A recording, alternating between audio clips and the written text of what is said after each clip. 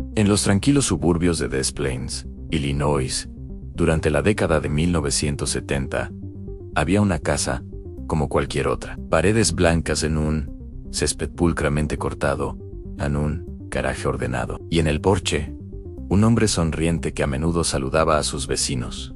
Se llamaba John Wayne Gacy. Era un hombre de negocios, un miembro activo de la comunidad, un voluntario en eventos de caridad. Y los fines de semana, se convertía en Pogo, el payaso. Los niños lo adoraban, los padres confiaban en él, en la policía lo respetaba. Nadie sospechaba que debajo de la sonrisa pintada con maquillaje barato se escondía uno de los asesinos en serie más prolíficos de la historia moderna. Este no es solo el caso de un monstruo, es la historia de cómo el mal aprendió a disfrazarse de amabilidad y cómo la normalidad se convirtió en su mejor camuflaje. Porque Gacy no operaba en las sombras, operaba a plena luz del día. Y mientras entretenía a niños en hospitales, sus víctimas se descomponían en el sótano de su casa. Hoy vamos a explorar no solo lo que hizo, sino cómo lo hizo, porque nadie lo detuvo, y que nos dice su caso sobre la naturaleza del mal.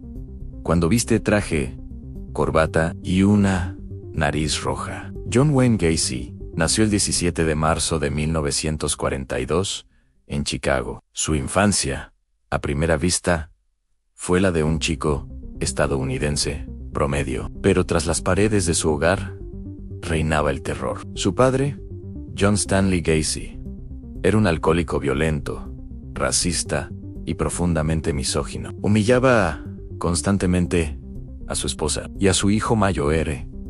Le repetía una y otra vez: eres débil, eres un inútil, nunca serás un hombre. Gacy sufrió ataques al corazón desde los 11 años, probablemente por el estrés crónico. Fue hospitalizado varias veces, pero en lugar de compasión, recibió más burlas. A los 15, descubrió que era gay, en una época en que eso era un tabú, un pecado y un delito. Esa revelación no fue liberadora, fue una condena silenciosa. Intentó compensarlo con hipermasculinidad, se unió a grupos cívicos, estudió negocios, se casó 2 veces, tuvo hijos, pero por dentro seguía siendo ese niño asustado, que anhelaba el control para no volver a sentirse vulnerable. Y en 1968, en Iowa, dio su primer paso al abismo. Contrató a un adolescente para trabajar en su restaurante. Lo llevó a su casa, lo drogó, lo asaltó. Cuando el chico lo denunció, Gacy fue condenado a 10 años de prisión, pero en la cárcel no se arrepintió.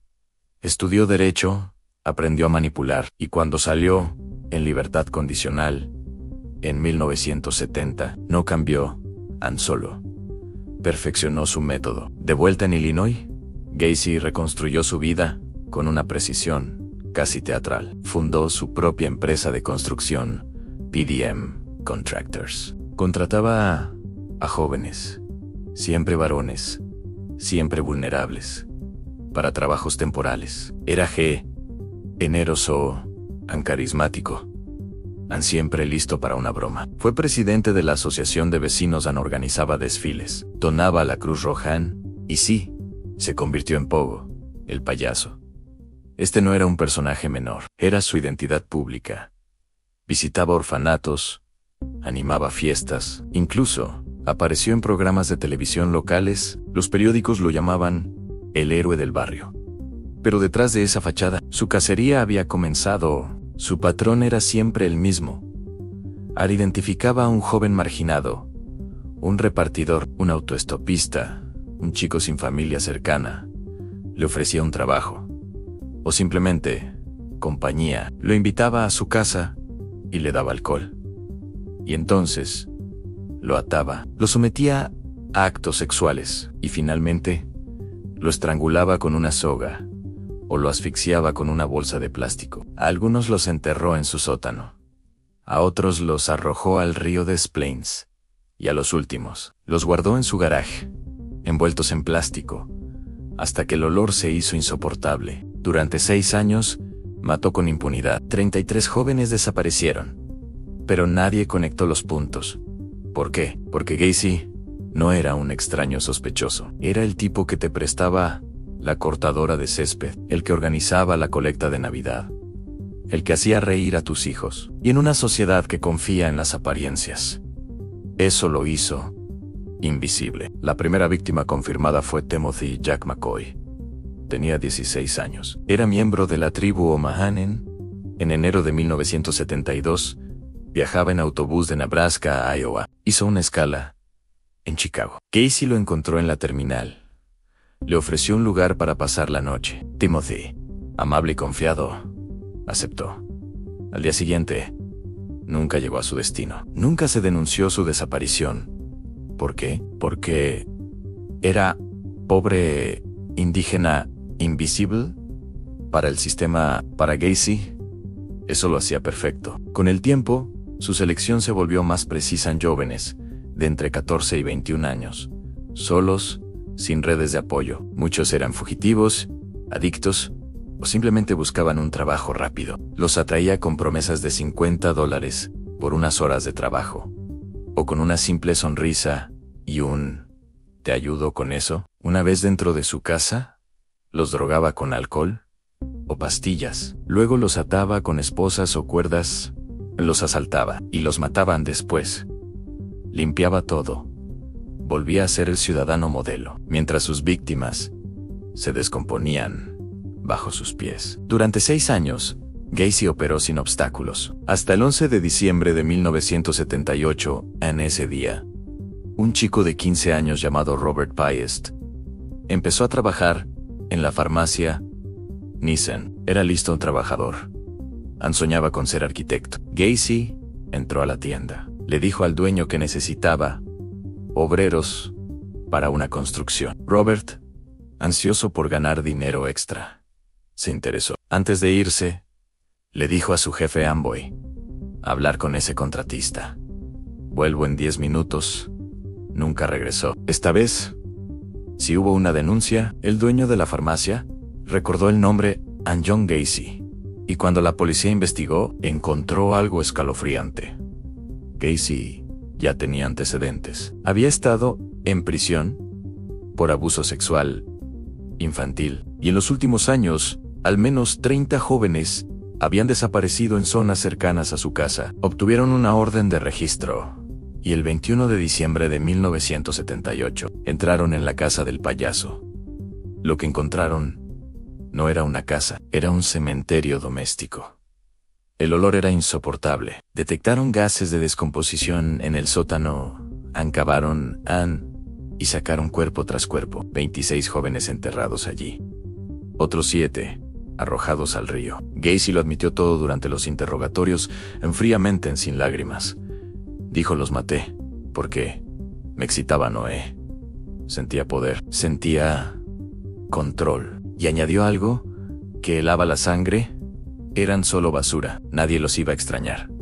Pero lo más perturbador no fue lo que hizo, sino cómo lo hizo. Mientras mataba, seguía siendo Pogon días después de un asesinato. Aparecía en un hospital infantil, haciendo malabares y contando chistes. El mismo hombre que estrangulaba en la oscuridad. Iluminaba salones con su risa falsa. Incluso en su juicio dibujó decenas de cuadros de Pogo y los vendió por miles de dólares. El mal no solo se disfrazó, se convirtió en un negocio. En el juicio, su defensa alegó locura, pero los psiquiatras forenses fueron claros. Gacy no sufría de psicosis, no alucinaba, no perdía el contacto con la realidad. Sabía que estaba matando. Sabía que era ilegal. Simplemente no le importaba. Fue declarado culpable de 33 cargos de asesinato y condenado a muerte. Pasó 14 años en el corredor de la muerte. Nunca mostró arrepentimiento. En sus últimas palabras, dijo: soy un producto de mi entorno, pero también elegí ser lo que soy. No fue una disculpa, fue una confesión de arrogancia. Fue ejecutado el 10 de mayo de 1994. Su cuerpo fue incinerado, sus cenizas esparcidas en el mar. Pero su legado permanece, porque Gacy Cambió la criminología. Demostró que un asesino en serie no siempre es un marginado. Puede ser tu vecino, tu jefe en el payaso de los cumpleaños. Y que el verdadero peligro no está en los que parecen monstruos, está en los que parecen humanos. Hoy, la casa de Gacy ya no existe. Fue demolida en 1998.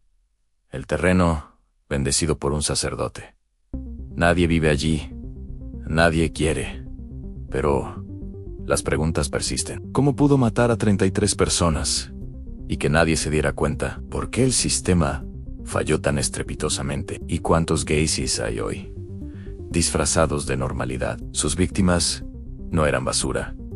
Eran hijos, amigos, hermanos unos. Tenían 14 años. Otros, 21 todos, merecían una vida. Recordar sus nombres no es para darle fama a Gacy, es para devolverles la humanidad que él les negó. Porque en esta historia, el verdadero horror no es el payaso. Es que todos lo vimos. Y nadie lo vio de verdad. 33 vidas. Una advertencia eterna. Gracias por acompañarnos en este viaje a las sombras. Si este video te impactó, por favor, compártelo. Porque recordar es la única forma de asegurar que no se repita. Nos vemos en el próximo caso. Hasta entonces, no todas las sonrisas son sinceras.